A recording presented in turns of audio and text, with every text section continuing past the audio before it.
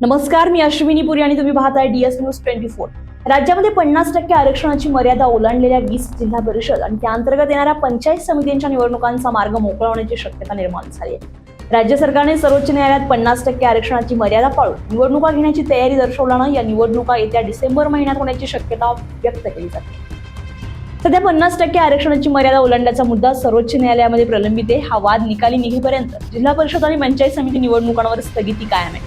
21 जुलै रोजी सरन्यायाधीश सूर्यकांत यांच्या अध्यक्षतेखाली झालेल्या सुनावणीमध्ये राज्य निवडणूक आयोगानं SIR प्रक्रिया, पावसाळा आणि परीक्षांचं कारण देत मार्च 2027 नंतर निवडणुका घेणे शक्य असल्याचं सांगितलं होतं। मात्र याचिकाकर्त्यांनी तातडीने निवडणुका घेण्याची मागणी केली।